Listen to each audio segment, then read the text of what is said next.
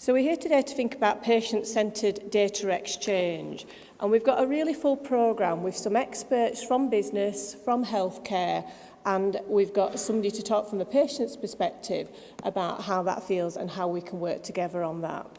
So you know the AHSN is all about working in partnership and putting partners together who can make a difference to the lives of residents and their healthcare.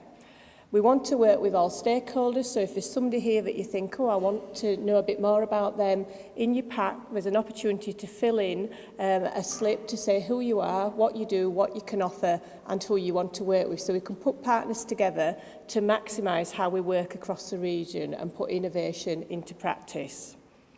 We've got some examples of people with digital products and different organisations for you to have a look at to start to inspire you to think about how can we move forward the healthcare of our residents, keep them in work and keep them happy and healthy.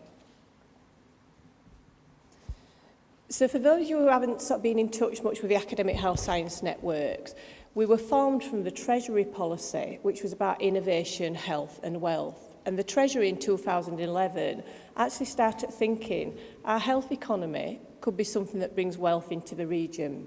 So we employ a lot of people, and they started thinking down the lines of if we can keep people healthy, they can stay in work and they can spend money in our local economies.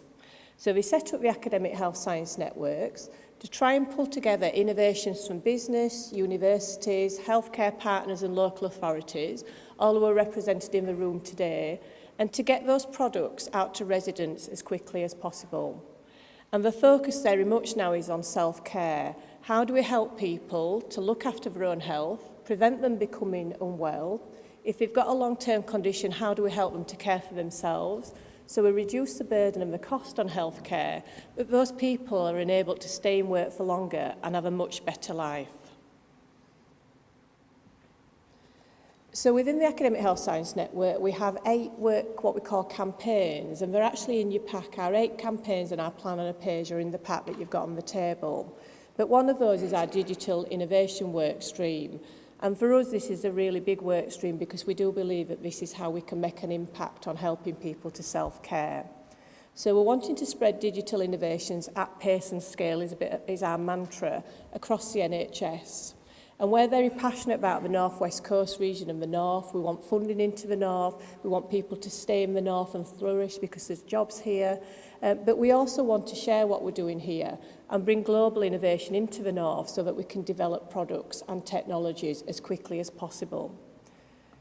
So we want to empower health and social care to give better lives to residents.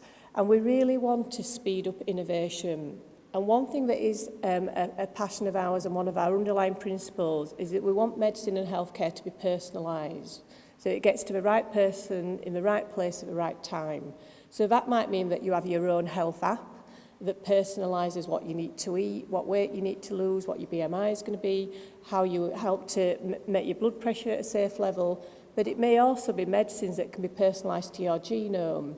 And last week we were in London because we've applied to be a pilot for the 100,000 Genomes project so that we can try and get that into our region so that we really personalise health and medicine. So we've got lots of partners. If you look at this arrow diagram, where right at the end of that, we diffuse innovation and research into practice. So we're about spread at pace and scale. We're supported by universities who do excellent research. We're supported by business who put that research into practice and come up with the practical products. And we're supported by other bodies. The CLARC is a collaboration for applied health and research in care. And they, like us, have got a focus on health inequalities and making sure that access to health and social care is equal across the North West Coast.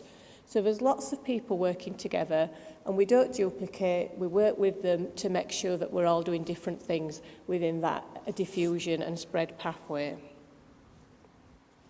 So we're very proud to be part of the European Connected Healthcare ecosystem, which is what this meeting is today. We have one every quarter. And we really see that we've got an influencing role in Europe and we want to get the good practice from Europe and beyond and bring it into our region. So this slide describes what the Connected Healthcare Alliance does. Bledin Rees is here to speak on their behalf, and I think, Bledin, you're going to go into more detail about this. But basically it's about working in partnership outside Britain, and the alliance doesn't just cover Europe, it works in America and also in China now, so there's business opportunities in China. How can we collaborate and put patients and residents at the centre of what we're developing so that we really do improve health and self-care? So since the last event that we had in early summer, we've been engaging with key networks and we've been raising the profile of the region in Europe. I think it's really important for us to be seen as a region because all other European states work as regions and they're very organised about what their USPs are and how that means they can bid for funds. So for example, when the Horizon 2020 monies came out of Europe, the Basque country were all set up to bid for those work streams, and we need to be as organised as that to bring new money into the region so we can get your products out to residents. We've been developing new partnerships, and I'm going to talk a bit about our healthy apps work. And we've also been doing some readiness work in region. We don't think it's any point matching technology with people who aren't ready to receive it. So we've been working with 2 of our regions on what's their readiness for telehealth. One, it's gone really well, and they've put things in place to make sure they are ready in terms of staffing structures and installation, engineers to help installing telehealth. In another region, and I won't say who they are, but they're really not ready. So we've taken lessons from that study so we can then spread across the patch to say, right, if we're looking at wide-scale adoption of e-health, what conditions do we need in place to make that happen? And we've been influencing nationally to work on the readiness toolkit nationally because obviously the Department of Health and NHS England are aware that this is an issue. So 2 events that we've held that have been really exciting over the last few months have been our Healthy Apps work. And this is where we pull partners together who are developing apps, who might be in universities, who are developing other products, healthcare providers and commissioners, to actually say, well, what are the commissioners looking for and how do we match the products that are being developed or stimulate new product development so that they're actually going to buy them and put them into the healthcare system. So I'm just going to show you a short video from one of the events, and I think you'll really get from this video, you'll feel the buzz at the event and what it was about on the day.